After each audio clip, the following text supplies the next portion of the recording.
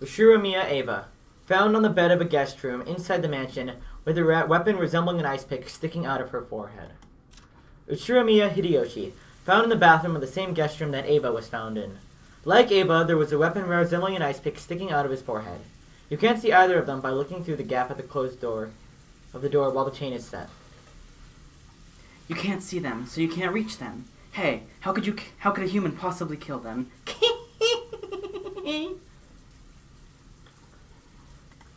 Servant Cannon, found in the boiler room with a weapon resembling an ice pick sticking out of his chest. How presumptuous of lowly furniture like that.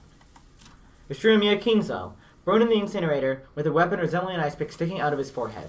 The old sorcerer's wish vanished before it could be granted. He always knew that this was one possible result of his risky gamble. In the end, Kanenkun did not regain consciousness. Even though Dr. Nanjo and the rest did all they could to heal him. Of course, there was very little that could be done on the island without any medicine or proper facilities. However, Cannon was the only human ever to confront the culprit. If only he could give us some kind of clue. However, at the time they carried Cannon away, it was already too late. My sincere apologies. Without proper facilities, there was nothing I could do with such a serious wound. No, that's perfectly understandable. Thank you so much for giving it your very best. Let's see, right?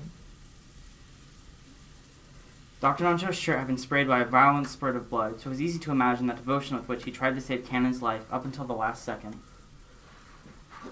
Jessica was crouched in the corridor, crying softly.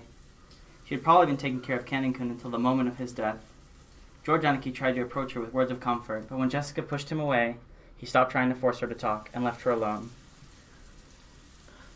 If only I hadn't let Cannon-san go alone. Oh! Do not let that bother you. If you had been with him, you probably would have been attacked as well. He foolishly rushed on ahead and paid for his mistake. How can you say that like that? Kanenkun spotted the culprit and bravely stood up to them. If only Kurosawa-san had gone with him, the culprit might have hesitated and chosen to run away. Emotion-filled words that I never thought I'd hear coming from Jessica's mouth tumbled out. Kumasawa, looking truly sorry, could do nothing but hang her head. Jessica.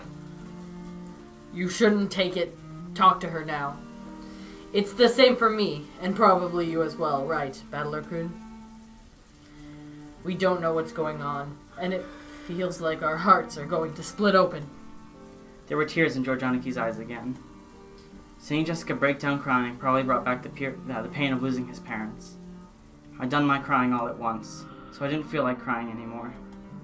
However, I understood how great the pain in their hearts was. It's okay, Jessica. You'll be able to meet Ken again soon. Stop it! I don't need you to try and console me like that. Beatrice will resurrect the dead and even love that was been lost. So you'll definitely be able to meet him again soon. Then everyone will be able to live in peace. So the one who killed Kanenkun, is this Beatrice who supposedly gave you that letter yesterday? Where is she? Where is she hiding? I'll find her and I'll tear her apart. Tell me. You know who the culprit really is, don't you? Why do you know and what are you hiding? Tell me, damn it! Milady, please stop! Ooh! Ooh! Beatrice exists! Exists! Ooh, ooh, ooh! Damn it, Likumi Genji-san! Maria knows who the culprit is. I do.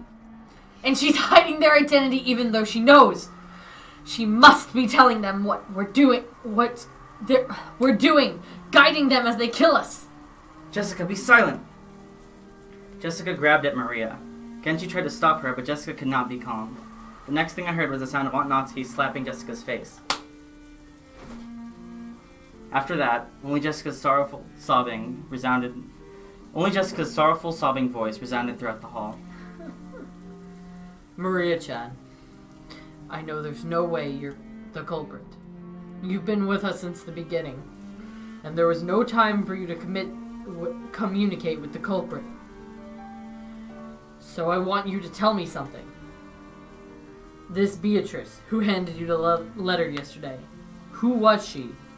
Although those words seemed kind, they clearly showed that George still had some remaining doubts about Maria. He didn't actually grab at her. However, he felt exactly the same way Jessica did. Aniki, I already asked her the same thing a second ago. Her answer was the same as before. I want to hear it from Maria's mouth. Who is Beatrice? Even if I told you, you wouldn't believe, anyway. What do you mean by that? Could it be that the culprit's someone we know well, and you're keeping silent because you're covering for them for some reason? Who gave you that letter? I got it from Beatrice. I'll say it no matter how many times you ask. I got the letter from Beatrice. George Oni-chan, do you refuse to believe in Beatrice because she's not an opponent you can hit? You want to turn your feelings of helplessness into violence and beat someone up. So you won't be satisfied unless your opponent is a human you can hit. So even if I tell you the truth, you won't accept it. So it's pointless for me to tell you. You won't believe. But I'll keep on saying it. Because it's true. Beatrice exists. The door to the Golden Land will soon be opened. I'll go there. Beatrice promised. In that world, Mama is nice. Papa is with us and is also nice. I want to go there right away. Everyone is afraid of Beatrice. But that's only natural. So calm yourselves. Beatrice said so herself. By the time the typhoon has passed, I'll have ended everything, she said. Ouch! Maria, I don't mind you being talkative, but let's leave it at that for now. I'll bet this is all a pretty happy situation for you, since you're always going on about how witches exist. But keep that to yourself for now. Don't try to force that on other people. Ooh.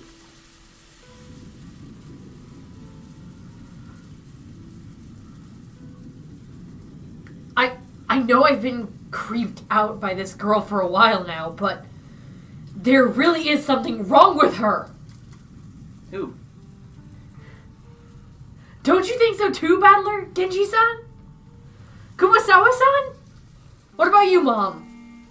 Maria knows who the culprit is and she's hiding it. Okay, maybe she hasn't done anything directly, but she's definitely wrong with the criminal. Working. Yeah. That's right, she's a spy.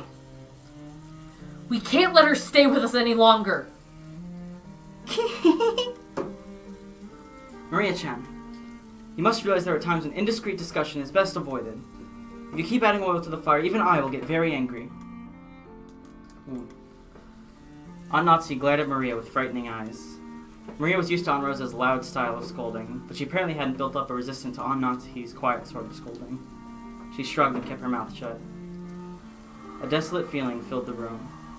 It felt as though things would just get more complicated if anyone spoke. How many people have already died? 6 people in Dad's group. After that, both Aunt Ava and Uncle Hideyoshi, Canon-kun and grandfather. There were a whole 18 people on this island, supposedly, and 10 of those people had been killed. That's more than half of us, and right now, there's absolutely no proof that the remaining 8 people will be safe.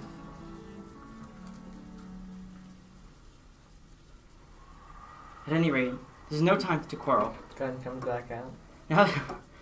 Now that we are certain the culprit can enter and leave the mansion at will and strike out of nowhere, we must give our undivided attention to surviving until tomorrow.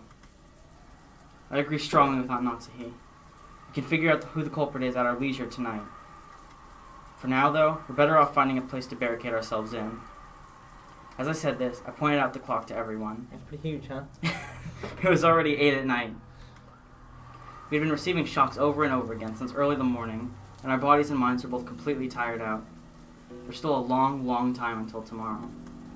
We needed to find some place to barricade ourselves in so we could rest our bodies and get even with the smallest amount of... what was that word? Get even the smallest amount of really? Okay, yeah. I agree. Everyone is already pushing their mental and physical limits, myself included. I believe it would be wise to take that into account as we move forward. That's right. There's a high probability that the enemy's got the equivalent of a master key. Were Canon-kun and Goro-san holding master keys?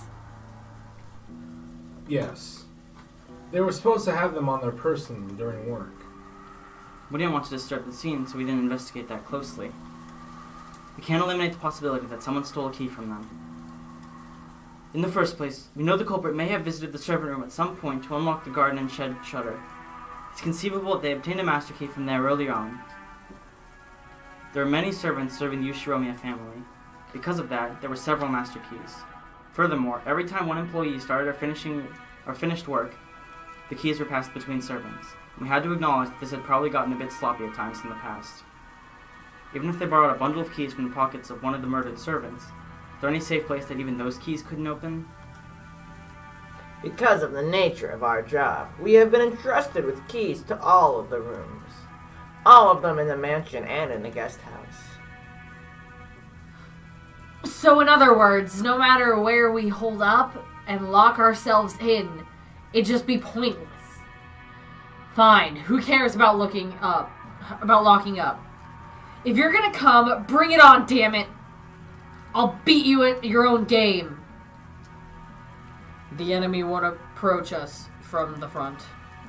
I don't know about the first 6, but if we look at what happened to my parents and Kanen-kun, and even grandfather, the enemy has only gone after isolated people. They don't have the power to assault all of us openly in a secure room. That's right. It's just like Aniki says. Maybe Aunt Nazi's rifle can serve as a deterrent to stop them from attacking. I hope that is so, but... Maria, I know you want to say something, but keep it to yourself and stay quiet for a while. Ooh. Maria probably wanted to say something about how witches aren't afraid of things like guns. But if she were to say it out loud, the atmosphere around here would start to get pretty edgy. I had noticed and decided to put a stop to it. If I may, I do know of just one place that cannot be entered, even with the servant key rings. Where is that? That would be the master study. I'm against this. I don't even want to think about going into grandfather's creepy room. How many keys can gain access to that room? There are 2. I always have one on my person. The other was held by the master himself, but just now I found this on the corpse in the boiler room. Genji-san took a handkerchief out of his pocket and opened it, showing us a burnt and filthy study key. Then he showed it alongside his own key, which he had once lent to Natsuhi.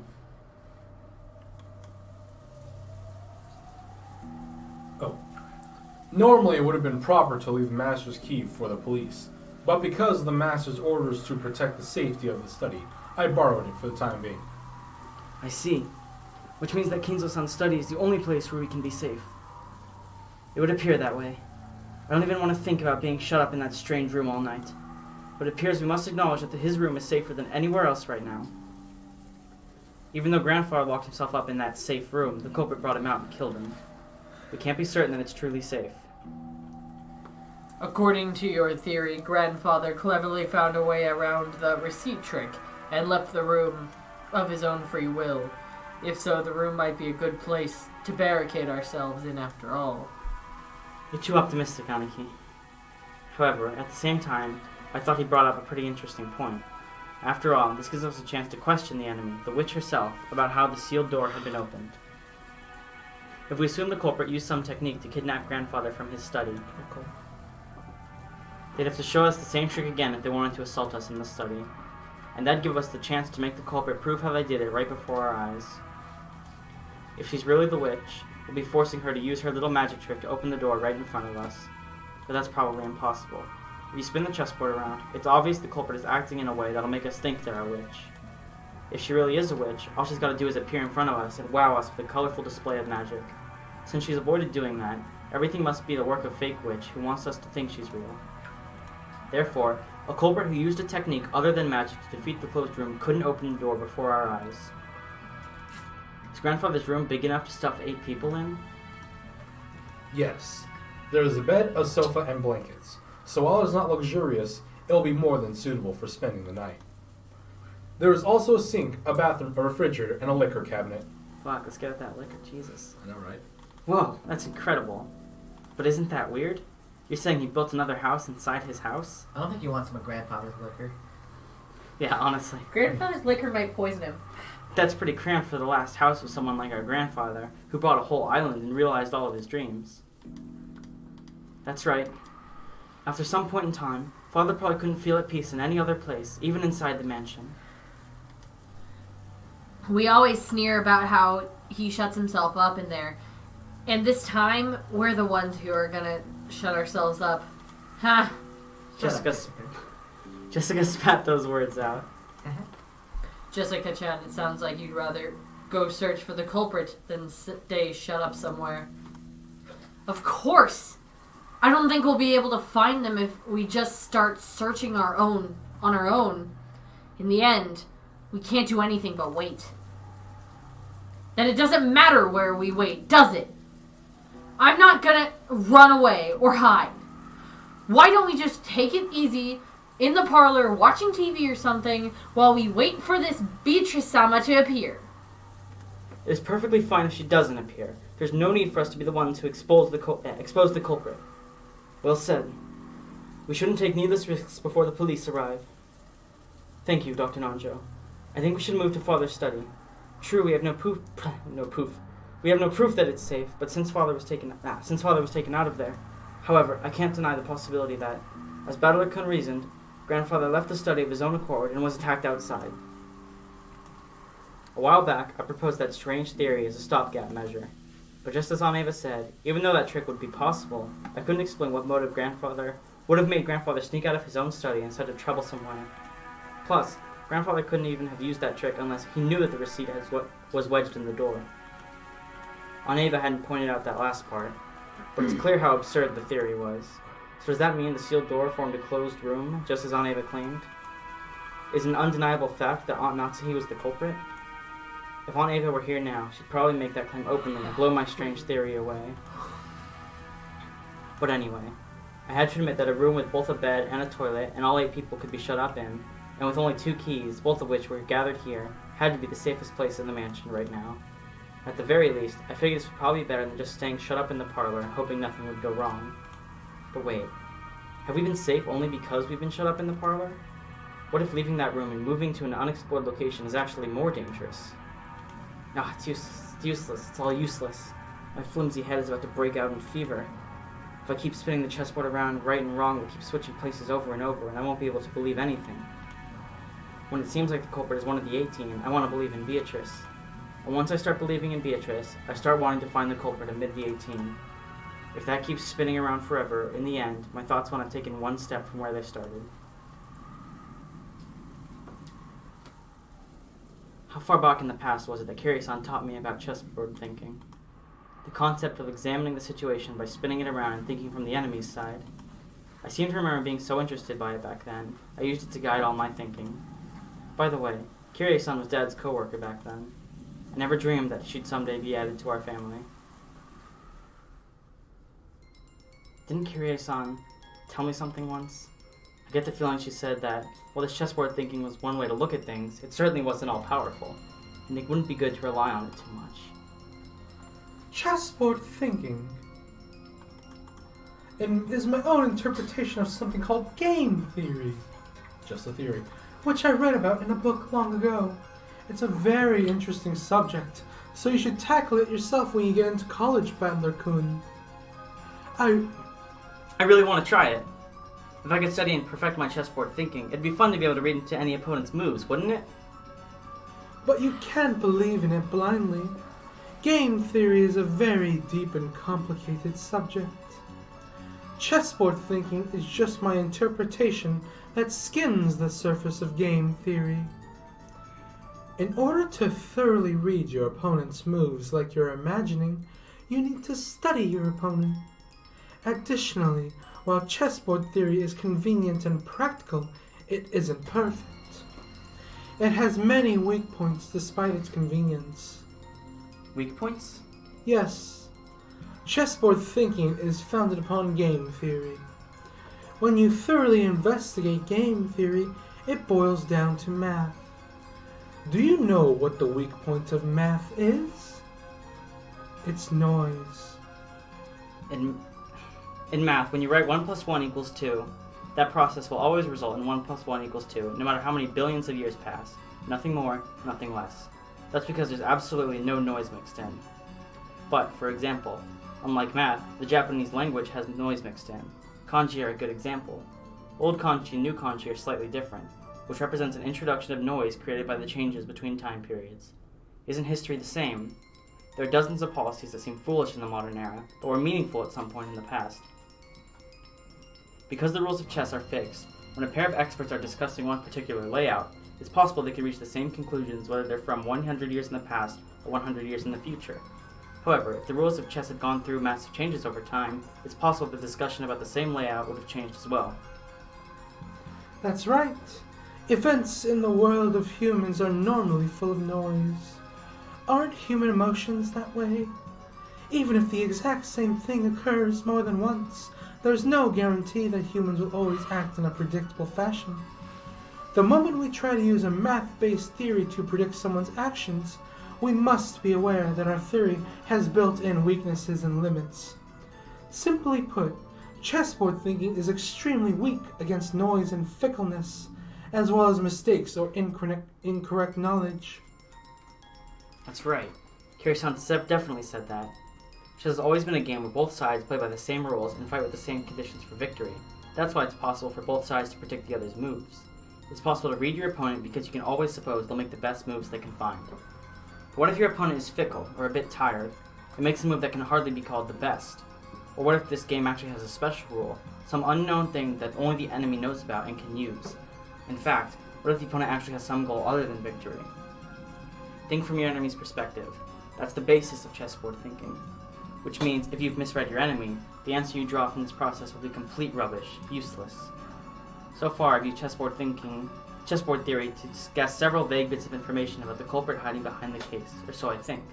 However, I don't know anything about the culprit. Am I just playing around in a labyrinth of thought? God, a labyrinth of thought, imagine that. Jeez, But hey, it's just a theory. A game theory! Thanks for watching. I guess we couldn't let that slip. No, we don't. If Kiryu-san were here at a time like this, she'd probably be able to notice something with her much sharper thinking ability.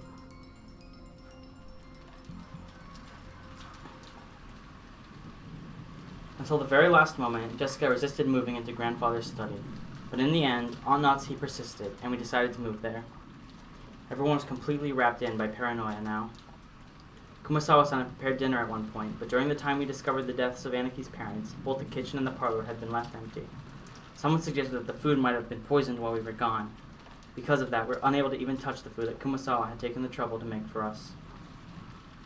The manner in which the first 6 were killed was still unknown, but it certainly could have been poison. Certainly, that would allow even a single person to carry out a murder of 6 large adults. Furthermore, this idea made it easy to imagine that there was only a single culprit, one who'd be afraid of Aunt Natsuki's rifle. This was very good for our emotional stability.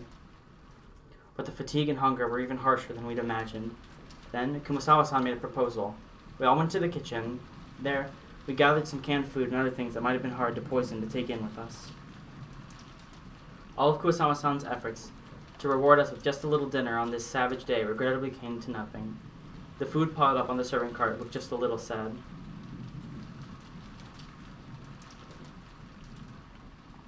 We all started climbing the stairs. Aunt Natsuki, who was in the lead, warily stared into the darkness with both eyes and the barrel of the gun. Once we dragged ourselves up to the 3rd floor, just as Aunt Natsuki had warned us beforehand, there was a mixture of a chemical smell and a sickly sweet aroma, a stench hanging in the air that felt like it was eating into our heads. I see. This kind of stench probably would give you a headache if you were shut in with it for a whole night. I know it's a little late, but I'm with Jessica. I vote against going into grandfather's study.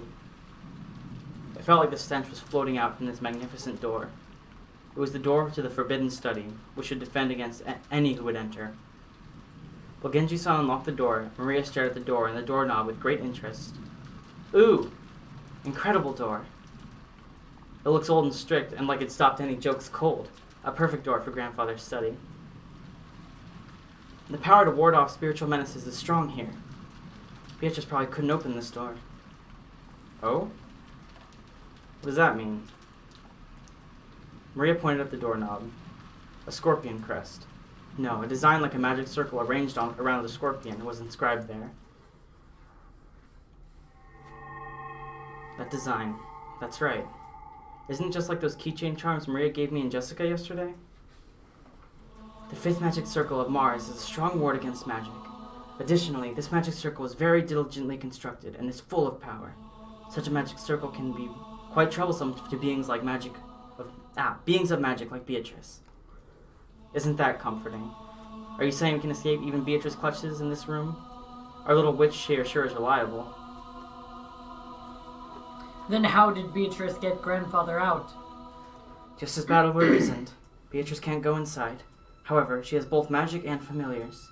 Using them, she might be able to get grandfather to leave the study of his own accord. I've read about that in manga. Of course you have, by the way. I've seen a bunch of scenes where vampires were frightened of crosses, so they couldn't get close. But their familiars were just fine, so they made their familiars attack. Those scorpion keychain charms I gave you yesterday also had the 5th magic circle of Mars on them. The power dwelling within them is weak, but they should be enough to protect you until we leave the island. Although it sounds like you've lost yours, right? Scorpion keychain charms.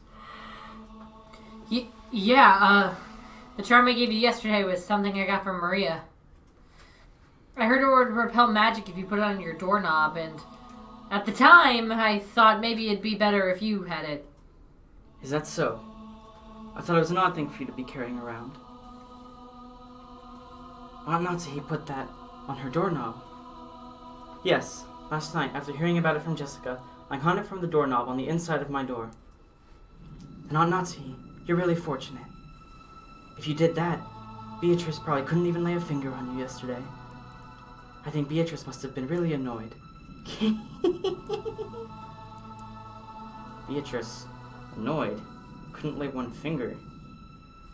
Nazi thought back on that eerie scribble she'd seen that morning, as if someone had been tearing at the outside of her door with blood-soaked hands, and gasped in surprise. Could it be that this witch who called herself Beatrice tried to enter through the door to Natsuki's own room? But the magic repelling charm had been hanging from the inside, so she couldn't break through the door. So she was annoyed. So she scratched at it.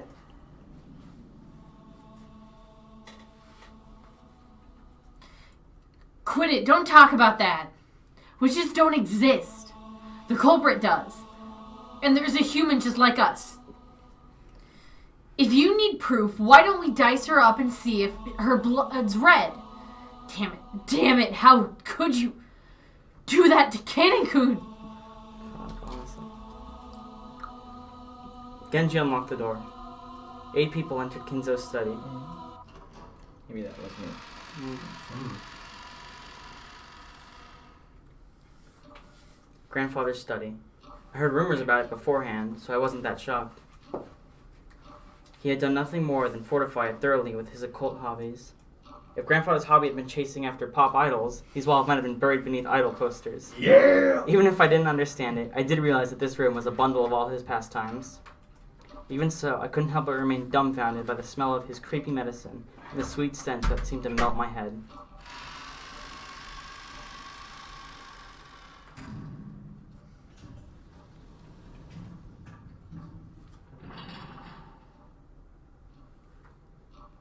When the doors closed, it automatically made a clunk. I see. This is the auto lock that's activated whenever the door is closed. And there were only 2 keys that could open this door from the outside, both of which were in this room. In other words, it had become a closed room. The shutter, the receipt, the chain, and now the auto lock.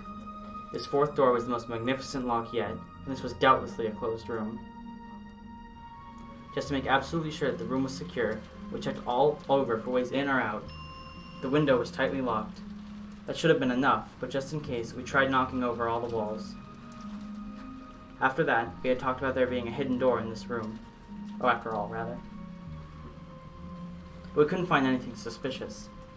Grandfather's study was very large. Even though we called it a study, it wasn't really a single room. It could be divided up into 4 basic sections. A study section, a bedroom section, a toilet/bathroom section, and a section for cooking that had a sink. I see. This study really does have enough for it to live in. Now I could see how Grandfather could have lived his whole life in this room without ever leaving. It seemed Grandfather wasn't in the habit of watching TV, because there was no television or even a radio in this room. We couldn't do anything except pass the time listening to the sound of the rain until tomorrow morning. Dr. Nanjo looked closely at the chessboard that sat on the table in front of the sofa and muttered. It was apparently the partly finished chess match he'd been playing with Grandfather until yesterday. The black had white pretty well cornered, and looked like checkmate would be reached within a few moves, the last part of the endgame. Even though checkmate had almost been reached, the endgame had been rushed, and in the end was never completed. Kinzo-san, it seems we weren't able to see this match through after all.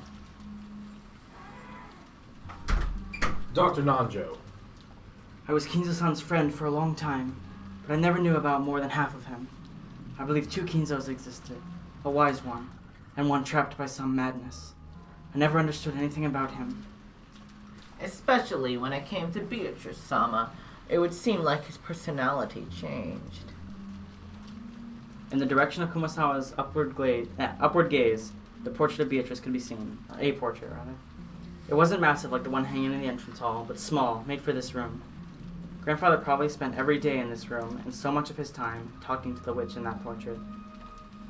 Who was Beatrice to Grandfather in the first place?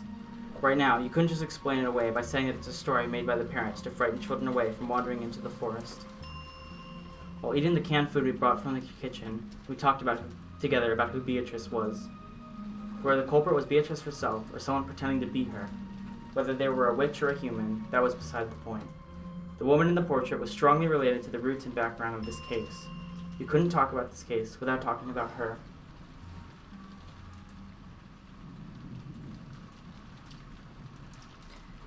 That's right. Mom, you picked up the culprit's letter to Aunt Ava, right? Yes. I still haven't opened it. Let's give it a try. On us, he took out that western envelope. Genji-san pulled a paper knife out in the drawer of the study desk and handed it to her. While watching her open it, Georgianiki grimaced slightly. After all, it was a letter left at the site where his parents had been murdered. There's a good chance its contents would say something unbearable to Aniki. On Natsuki seemed to realize that, so she glanced around over the contents first without reading it aloud. We were a little frightened that she might grimace after reading something shocking, but she just frowned unhappily. What does it say? There's one unpleasant sentence. It must be trying to provoke us. Natsuki, after deciding that the contents could be shown to the children, set it openly on the table. Everyone stared at it at the same time. Praise my name. What the hell? That's annoying. It's probably Beatrice declaring herself the victor. Damn it. I'll bet you're hoping another weird magic circle would show up. It wasn't a magic circle, but my expectations haven't been betrayed. What could it mean? I wonder if she wants to tout her own existence. That seems reasonable. With this letter, we now know that the author of last night's letter is the culprit. I think the identical envelope is more significant than what is written here. Without a doubt, this is the type of envelope and sealing wax that the master used. Oh, I don't know what's going on here anymore. This is the first time I've seen anything like this since I started working for the Ushiromiya family. I guess mass murders don't happen all that often, huh? Yeah, who'd have thunk it? Going by last night's letter, Beatrice is claimed to be Grandfather's oldest confidant. Oh, there was this one time. Grandfather often said the same thing in the past, right? I spoke to Genji Kumasawa-san, who nodded together. Guess that means you two knew more about her than anyone except Grandfather. Could you tell us? For a long time, I've purposely avoided this topic, but now that it's come to this, I can no longer do so. Genji, tell us everything you know. Alright, so here's a quick rundown on Beatrice. Genji-san didn't answer. Did he remain silent despite his knowledge, or did he know nothing at all? Still, I had a good guess. The ghost story of the witch Beatrice had long been deified among the servants. He'd probably been very close to Grandfather and his occult hobbies, so there was a good chance that he'd been indoctrinated with even weirder things, and had increasingly come to deify the witch. As Grandfather's most trusted servant, who had sworn loyalty to him, he might be the most influenced by the illusion of the witch that Grandfather had created. So there was only one reason for Genji-san to remain silent. He could speak, but it would definitely cause a backlash, so it was better if he kept his mouth shut. It wasn't like we'd believe him anyway, something along those lines. A short while ago, Maria had been more than willing to speak bluntly and unrestrainedly, and that had earned her a scuffle with Jessica. It was natural for Genji to keep his silence.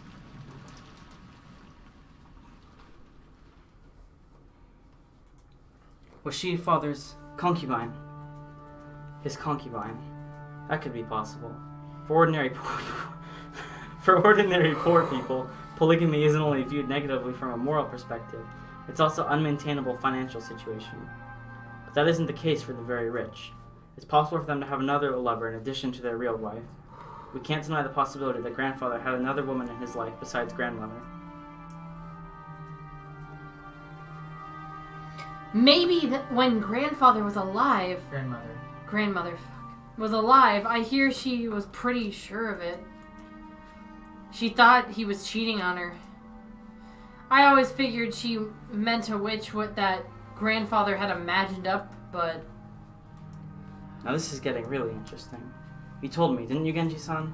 You said Beatrice has been working for grandfather since before the mansion was finished. I heard that the construction of the mansion was completed in Showa 27, 1952. That means this person called Beatrice was in a relationship with grandfather since at least 30 years ago. Could that concubine have 30 years ago? Or maybe a relative or hidden child with that person? Hold some kind of grudge and be planning revenge? I see. This is starting to sound just like your standard Western mansion mystery. It's a filthy topic, but the easiest line of reasoning to accept. What do you say, Genji? You're all full of shit. I believe the master was indeed in love. Those feelings were certainly stronger than what he felt for his late wife. Oof. Who is this person called Beatrice? And what's she doing now?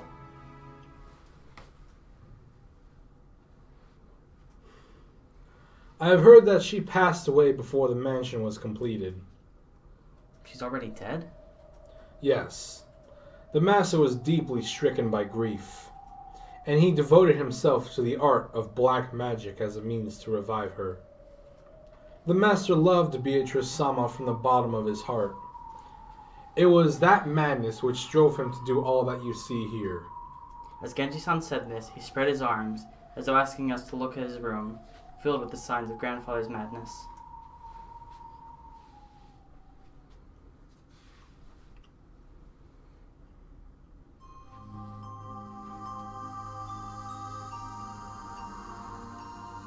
We were all at a loss for words. Normally, black magic seems like it'd just be creepy. It's really hard to imagine why someone might be so enraptured by it. Since Kinzo was just an eccentric who had restored the Ushiromiya family amidst his madness, nobody had tried to understand him. The only thing on grandfather's mind had been the loss of a beloved woman, and his inescapable sorrow. Earlier, this room had seemed creepy, but in an instant, it had changed into something we could understand completely. The creepy books, the magic circles, the medicine, all of it. It all existed simply because he wanted to revive the face of a single woman who had left this world over 30 years ago. The master only told me about Beatrice Sama's story once, when he was very drunk. Although I have forgotten the details. It was a deep, deep love, enough to make a woman like me jealous. When Kinzo-san succeeded the headship of the Ushiromiya family, his marriage to his late wife had already been decided by the few surviving family elders.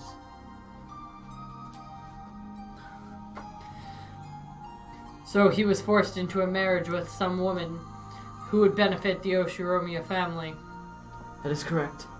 Kinzo-san was installed as a head who would revive the family, and had to bear the entirety of that headship heavy responsibility.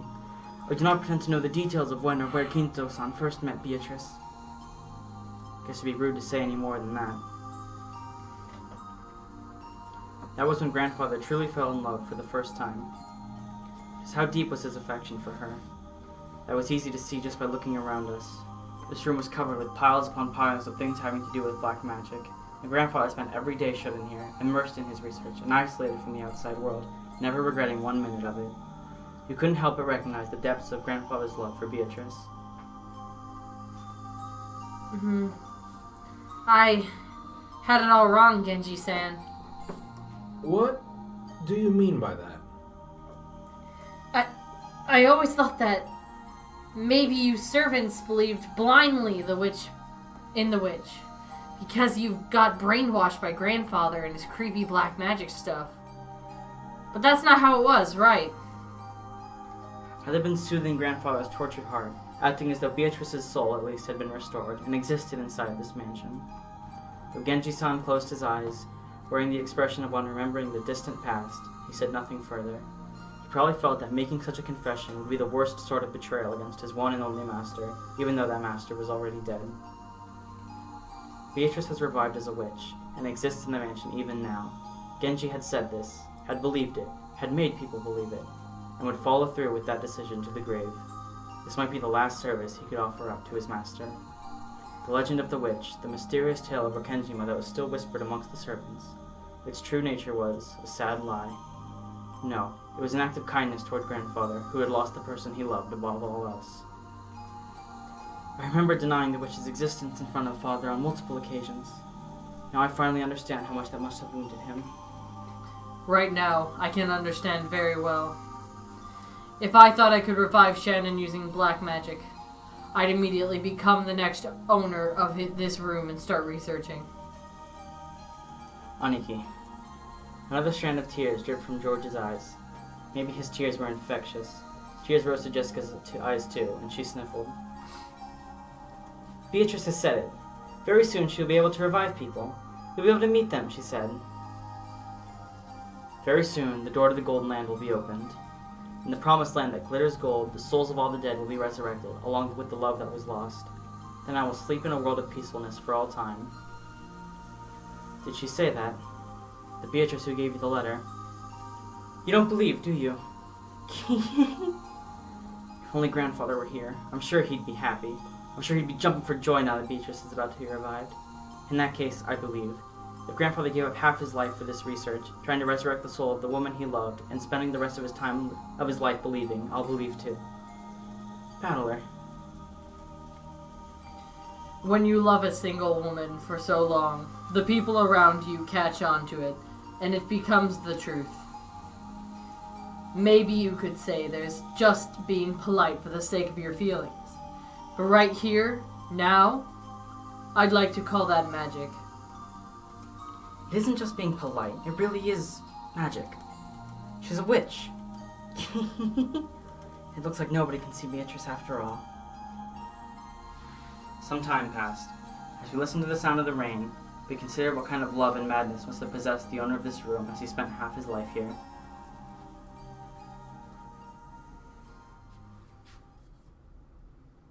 Oh. If you ask me as a woman, then while I'd love to be the then I'd like that. I was expecting that to be the chapter end, I'll be honest. Alright. If you ask me as a woman, then while I'd like to be understanding of father's feelings of love, it did leave mother in an awkward position. I agree. Cheating is cheating. No way to make it pretty. Yeah, that's right. Gotta feel sorry for grandmother. So, have there been any rumors about the child between Beatrice and grandfather? The keyword Beatrice had been hidden in every corner of this case, so it's natural to suspect some relative of hers. No. I have not heard of anything like that. If there was one, a memento of his most beloved person, he surely would have given them all of his affection. Since he ended up immersing himself in black magic instead, maybe he should assume that there was no child. Come to think of it, that reminds me of a rumor I heard. You know it, right? The story about how grandfather heavily supported an orphanage called the Fukumin House? Fukumin. Enough of that. There's nothing more than a slander which would desecrate father.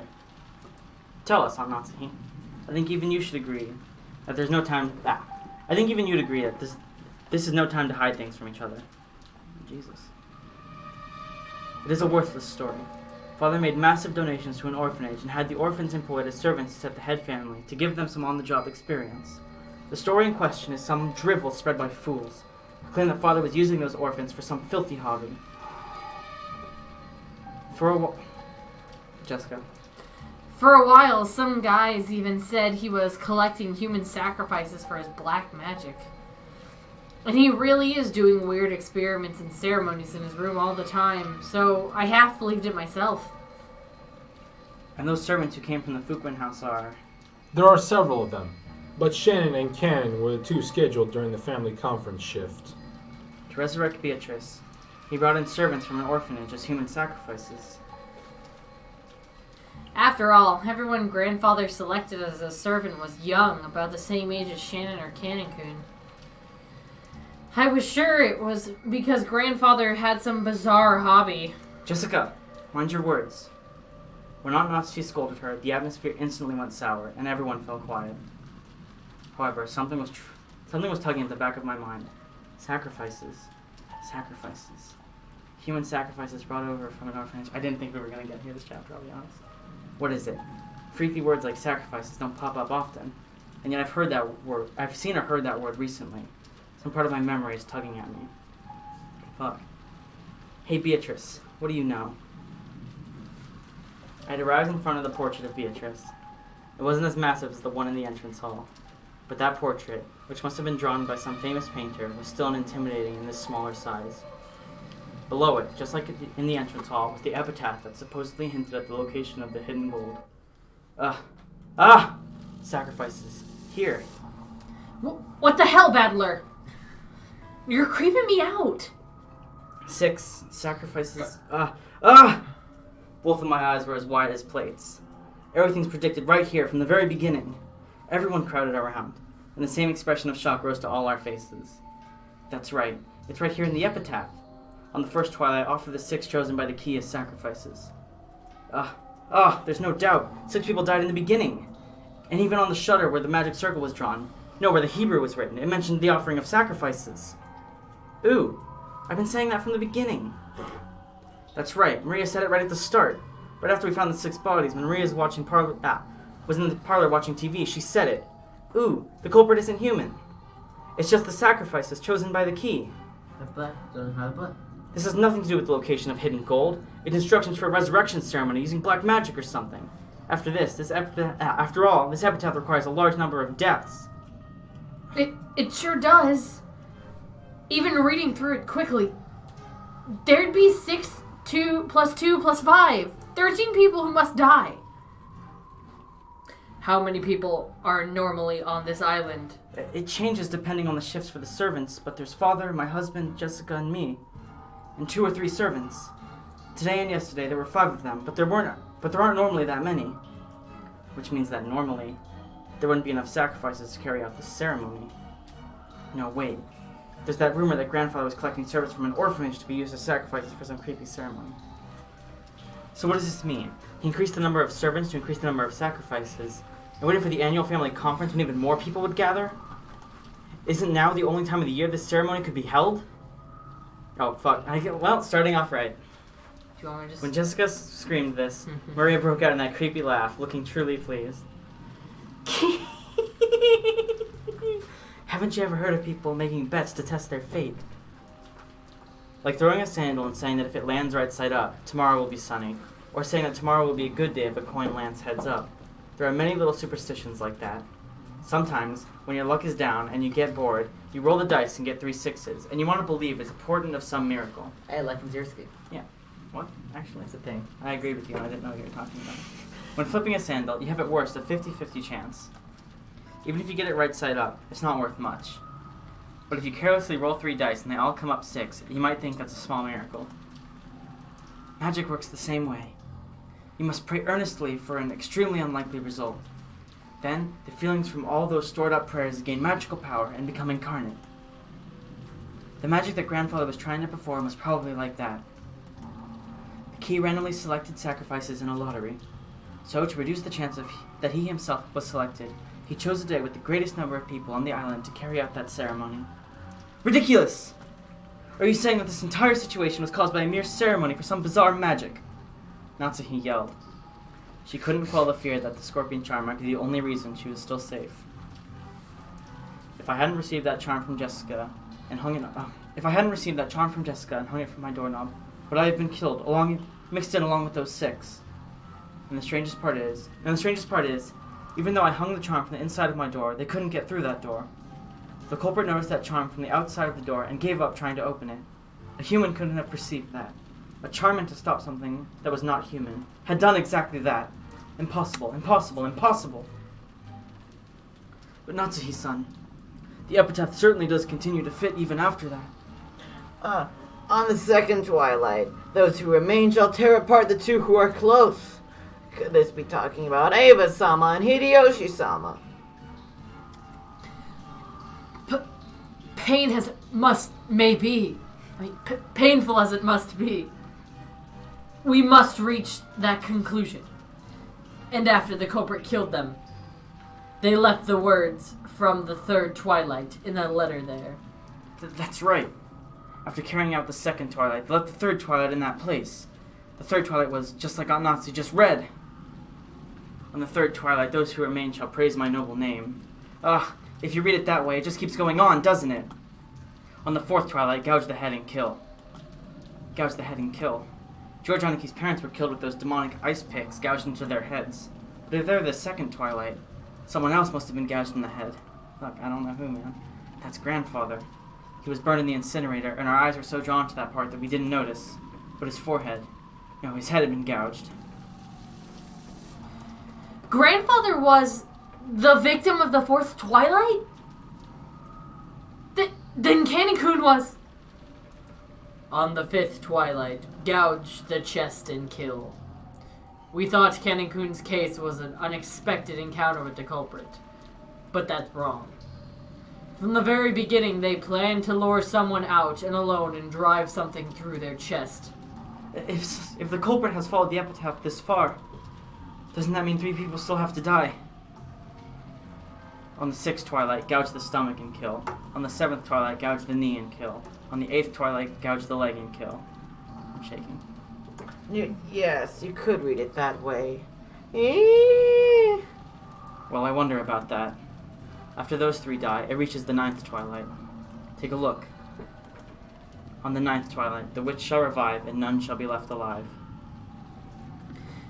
We're all gonna be killed by Beatrice. I don't get it. Wouldn't that mean everyone dies, no matter how many people there are? What was grandfather after? Doesn't this mean the ceremony would kill him too, no matter what? It's okay if no one's left alive. On the 10th twilight, we finally arrive at the Golden Land. On the 10th twilight, at journey's end, you shall attain the power of the Golden Land's treasures once and for the last time. The witch shall praise the wise and bestow 4 treasures. Grandfather wasn't afraid of dying. Look at the 2nd and 3rd of the 4 treasures. One shall be the resurrection of all the dead souls. One shall be the resurrection of the love and the lost. That was lost. That was lost. So grandfather believed he would eventually be revived, even if he did part way through this ceremony. Died. Ridiculous! That's insane! When you die, it's over, right? Yeah. The dead don't come back to life. Isn't that a miracle humanity's been chasing after for thousands of years and still hasn't accomplished? So is this what it means? Something like you'll be able to meet them in the afterlife, where they'll be restored? If what you're saying right now, if what you're saying now is right, that would mean that grandfather, whose remaining life is slim and who's been driven mad by love, is committing suicide. No, a massive forced group suicide? Genji, is such a thing possible? I don't know. The master is a man who sometimes has the wisdom to see 1,000 years into the future. However, there are times when that appears to be nothing more than madness to commoners such as myself. Okay, should we take this for a yes? What do you say, Kumasawa-san? I don't know anything. That's right, I don't know. Do you think I would be on this island today if I did know? I would have faked an illness or done anything to take the day off. That's right. What about your opinion, Dr. Nanjo? You've been grandfather's friend for many years. I feel the same as Genji-san. Kinzo-san was a man who far surpassed ordinary people. I even felt a sort of inhuman power from him at times. Even I don't know what Kinzo was thinking when he wrote that epitaph. All we can say is that even if Father did write this script, someone else is carrying it out. That's right. At the very least, there's another culprit who's attacked Grandfather and Canon-kun. Furthermore, that person is still continuing the crimes, just as the epitaph says. The letter in the beginning that we didn't think deeply about. What was it that was written there? We thought back to the recitation of the letter last night. Beatrice had proclaimed something inside it. She had proclaimed that, according to her contract with Kinzo, she would collect everything of the Ushiromiya family as interest. But then she also revealed a special clause. If someone discovered the location of the gold Grandfather had hidden, that right would be lost. When the letter was read, Grandfather was still alive. But at that time, it had already been sealed with wax by the head's ring, which meant Grandfather had handed the ring over to Beatrice while he was still alive. I'm shaking so hard. If we take a straightforward approach, maybe we should assume Beatrice is carrying out that strange contact with Grandfather, guaranteeing her that right. In other words, this was the same as saying Grandfather knew of and approved of the contents of that letter. In other words, it's basically a joint message from Beatrice and Grandfather, telling us that Beatrice will start collecting interest if we don't solve the riddle. In other words, Grandfather and Beatrice were demanding that we try and solve the riddle of the epitaph. And if we couldn't, they were saying that the massacre would be carried out according to the epitaph. What does that mean? What do they want? I don't have a clue what it means. Look! Another letter from Beatrice! Huh? What did you say? Maria was pointing at the top of the table, where the canned food everyone had been eating just now still lay. A Western-style envelope from Beatrice certainly was sitting there, but so what? What in the... Aunt Nazi let out a hysterical cry, looking between her own hand and the table, because the envelope she'd just opened was still grasped in her hand. So why is there still an envelope on the table? What the hell? What's going on, Maria? Where did that envelope come from? Just now, I looked and it was lying there. Ooh. I don't know anything. This isn't funny. There's only 8 of us here. There's no way some 9th person snuck in. There wasn't enough time during the few seconds that we were gathered around the portrait, right?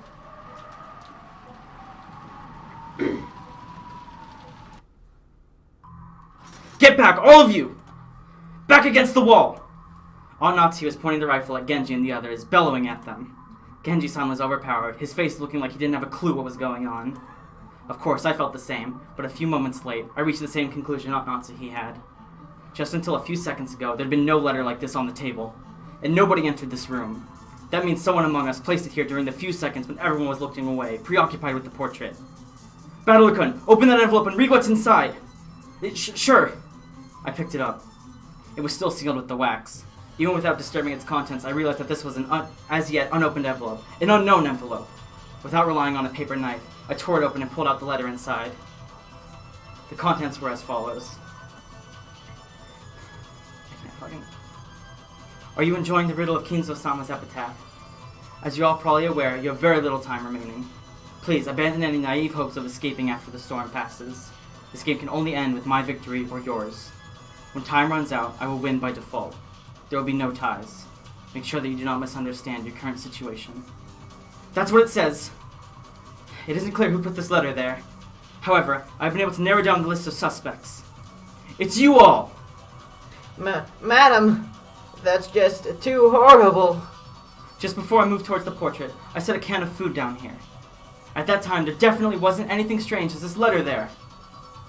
And at that time, Jessica, George-kun, and Battler-kun were already in front of the portrait. And they didn't leave the spot in front of the portrait until the letter appeared. So the person who set that letter down is one of you 4. Beatrice is here. Ooh. We aren't Beatrice. Beatrice exists. Silence! I don't know whether I should suspect one of you or all of you. But without a doubt, at least one among you is the culprit. That's right. There can't be a 19th person. There's no way witches exist. Even when Canon-kun was killed, yeah, that could be explained if Kumasawa-san was the one who did it. The truth is that Kumasawa-san entered the boiler room with Canon-kun and killed him. And then she lied saying he had already fallen when she got there. You're making a mistake, my lady. Why would I do something like that? I don't have the slightest idea how my parents were killed in that closed room. But when they were killed, everyone except for the servants had an alibi. The only ones who didn't were the servants. But does that really mean it's okay to suspect them? Yes, now to mention it, they have no alibi for any of the cases. Should we really be so quick to make that judgment? But this time, in this room, in this place, in this moment, in this minimally small bit of time in the space, it's obvious. Only one of the four of them could have set the letter there in our blind spot. We can't tell who put it there, but it's obvious that one of the four did it. Natsuhi-san, please calm yourself. A lot has happened today. I understand how much strain is on your mind right now. Dr. Nanjo, it truly pains me to call you suspicious. However, you are Father's personal doctor and his closest friend. You have been by his side for many years, and you might even know about Beatrice. Could you be hiding some kind of old obligation? Of course not. Calm yourself. It was pitiful to watch Dr. Nanjo frantically pleading his innocence. It was probably a normal reaction that anyone would give if they were suspected. Kumasawa was the same. Ever since Jessica voiced her suspicions of Kumasawa murdering Ken, Kumasawa had been totally flustered. That's why Genji's still calm appearance looked so bold. Aunt Natsu pointed the barrel of the gun. Genji, you were grandfather's #1 subordinate. Was Beatrice an illusion you showed to father, with you as the performer? If by suspecting me you recognize me as the master's greatest servant, then I count it a great honor, regardless of the circumstances. However, I am not the one who put the letter there. Do you expect us to just accept that? You must be the ringleader. Maybe Kumasawa and Dr. Nanjo are your accomplices. And Maria-chan too. Not content to suspect just the adults, Aunt Natsu pointed the gun relentlessly at Maria too. But Maria acted as though nothing had happened. Or maybe she just thought she would be fine even if she was shot. Maria-chan, by this point we can no longer remove someone from suspicion just because they're young. So for the last time, let me ask the question that everyone's had since last night. Yesterday, who was the Beatrice who handed you that letter? Ooh. Maria, don't dodge the question! Make it clear! Who gave you that letter? How many times do I have to tell you? It's Beatrice, the 1,000-year-old golden witch. If you want to know what she looks like, just turn around. See? She's right there. Beatrice is.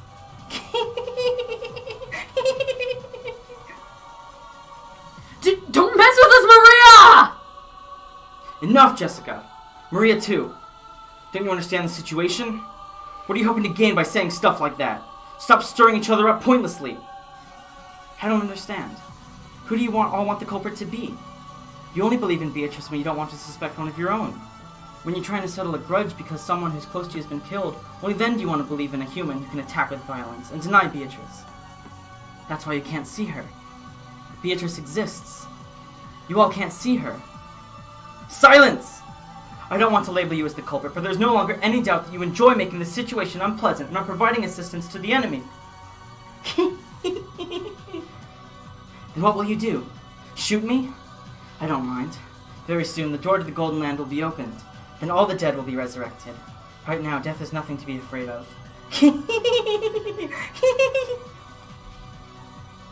Mom, she really is suspicious. We can't keep her with us.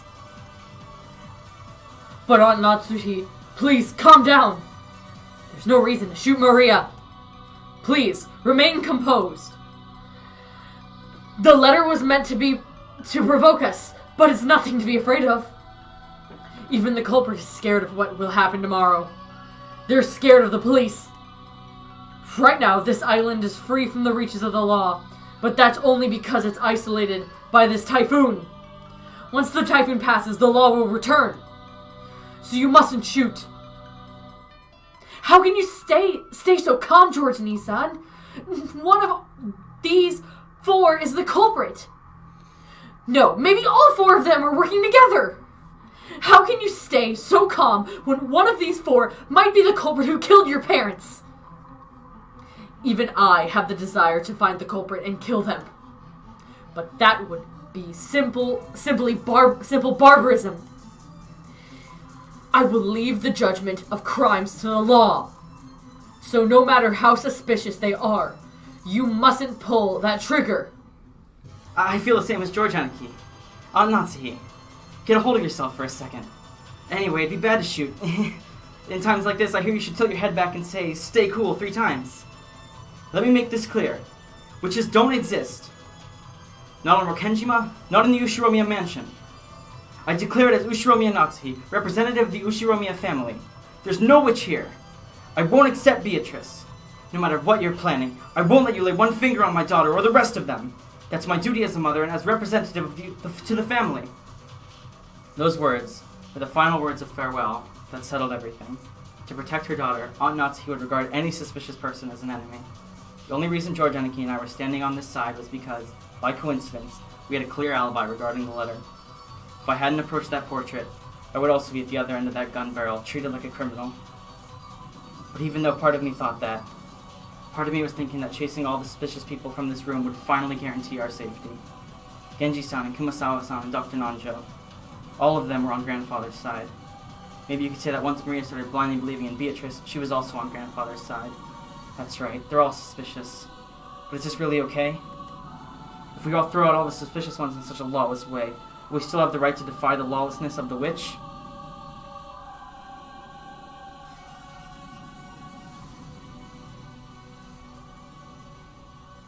That song bops. System 0.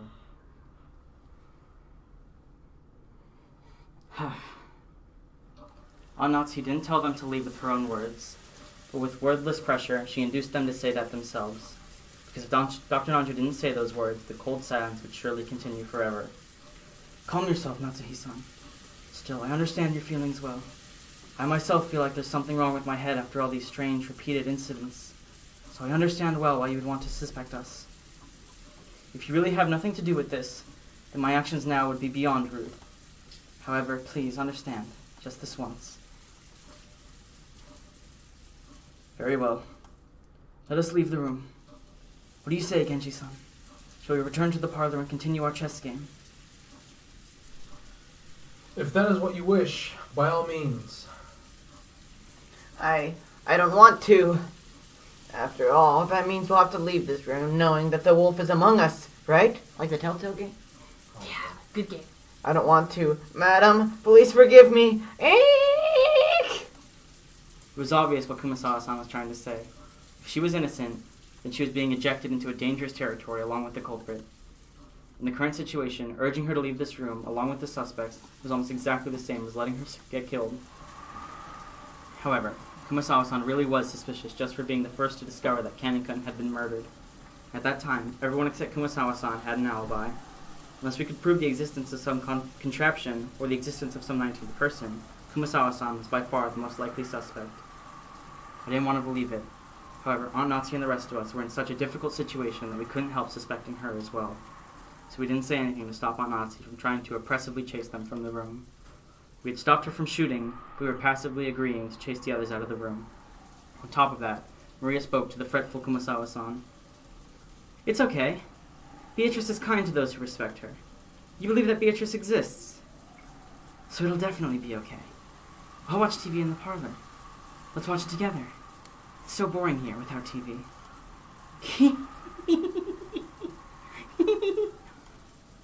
Lord Kumasawa found Maria's roguish laugh very frightening. However, the 3 people had agreed to leave this room. Kumasawa-san couldn't fight the flow and had to agree, crying as she went.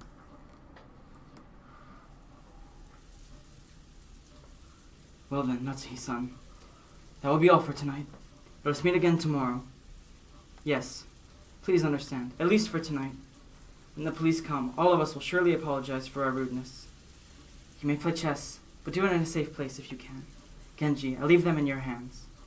Certainly. Huh. Ha ha ha ha. It can't be helped, can it? They always say that the most frightening of heirs are those with their children.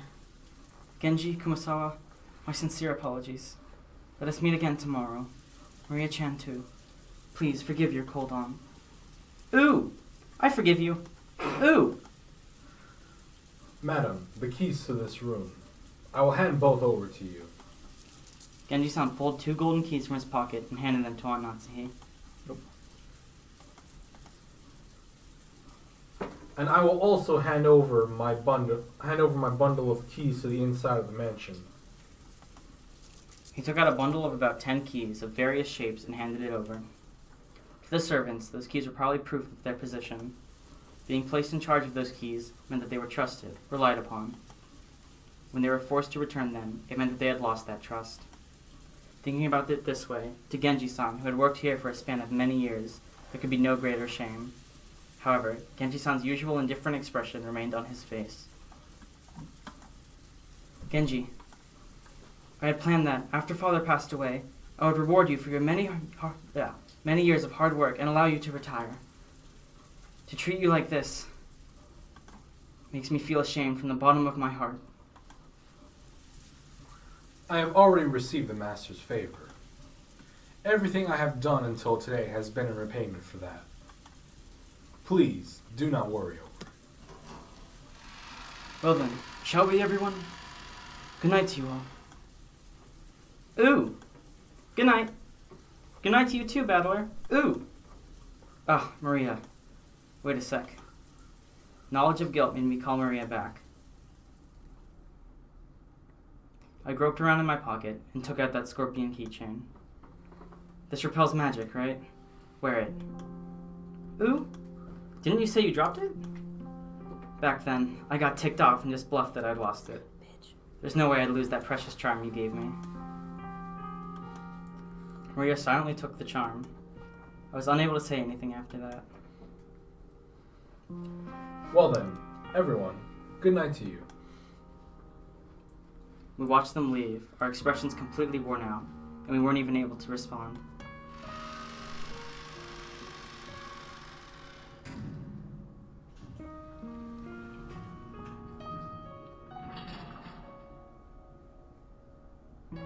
Until the door closed and we heard the auto lock, we were unable to breathe. Then, we were finally allowed to take a breath. After that, I noticed that Beatrice's letter, which I had been gripping the whole time, and which was soaked with my sweat, actually had 2 sheets. The paper had been tightly stuck together, so I'd mistakenly thought that there was only one. There were no characters on the second sheet. The thing drawn there was a magic circle, written with a red ink like blood. Triforce. Just like how every magic circle up until now had been different, this magic circle was one I'd never laid eyes on before. Da-da-da-da-da-da. Inside the circle, a large triangle and a smaller triangle were fit together in a simple design. But just as before, there was writing in Hebrew, and it seemed clear that it had some kind of meaning. I wanted to know what it could be. We had just chased Maria, the only person who could understand the meaning of magic circles, out of the room. I thought of this magic circle as Beatrice's second message. What does this magic circle mean? Damn it. After chasing out all the suspicious people, all we had to do was stay barricaded here until morning, and everything would probably be over. Once the typhoon has passed, when the seagulls cry, will everything be resolved? But the letter, which had unexpectedly appeared in the study, forced us to reject that naivety. It had made very clear that, if time ran out, it would mean the witch's victory. When time runs out, is the witch planning to take on the offensive? This time, is she planning to display some fearful magical power? Maybe something that could have been used to kill 6 adults at once? Wait, when is time supposed to run out, anyway? I don't know anything. With this, we should finally be safe. Finally. Definitely. Even if she said that, Nazi couldn't stop gripping that rifle. There was no release in the tension of her expression. Of course, none of us felt like breathing a sigh of relief. At least, not until we could hear the cry of the seagulls once more.